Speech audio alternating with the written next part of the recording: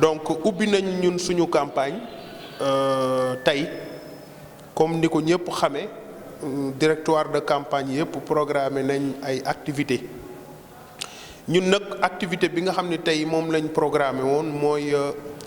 ñu def réunion dajaloo ak suñuy candidat dajaloo ak suñuy membre mën a waxtaan mën a xam liggéey bi nan lañu koy songe ak nan lañ koy defee loolu nag moo tax tey ñu daje loolu nag li ko waral dañu nekk peut-être coalition boo xamee ni amuñu yenn moyens yi am nañu yéene nag ci njaareem waaye ñàkk moyen taxul nit ki du am yéene moo tax ñun ba ñu commencé ba tey ñi ngi ci amul kenn koo xamee ni yaa ñu ciy jàppale ñooy defal suñu bopp lépp yoruñu budget yoruñu benn poste boo xam ne dañuy tibb xaalis donc di ko joxe moo tax xëy na tey suñu démarrage campagne demee ni mu demee mais ñi nga xam ne xëy na yàlla may na leen alal ju bari ñi ngi dérouler nu mu leen neexee mais li am solo ba am solo rek mooy ñun ñu faire porter notre message mooy ñu wax waa Diourbel ni ñun candidat lañ ñi ngi ciy liggéey depuis booba ba tey aussi ñi ngi koy continuer di ci nekk li am solo ba am solo mooy aussi am nañ une vision pour Diourbel jàpp nañ ñu aussi candidat yi nga xam ni ñoo fi nekk ñu respecté leen jox leen seen cër amul kenn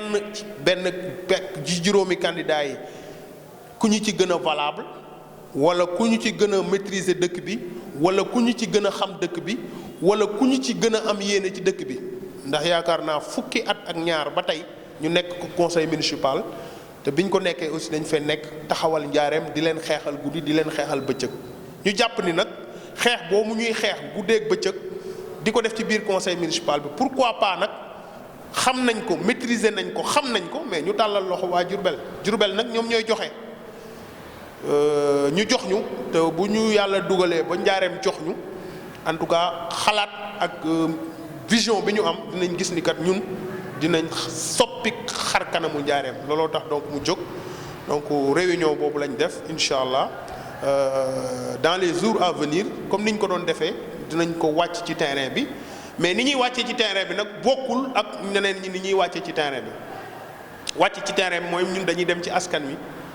waxtaan ak ñoom dox ak suñu tànk waxtaan ak ñoom fekk leen seeni biir kër fekk leen seeni place waxtaan ak ñoom li nga xam ne mooy suñu xalaat ak suñu yéene loolu dans un premier temps mooy li nga xam ne moom la ñuy def ci li nga xam ne mooy première semaine campagne bi peut-être su fekkee ni am na yeneen activité de grande envergure incha allah le moment venu dinañ ko communiquer ñi ñu ko war a communiquer mais daal ñun on privilégie en tout cas la proximité donc la proximité avec la population c'est de les retrouver dans leur lieu de travail ak fekk leen seen biir kër yi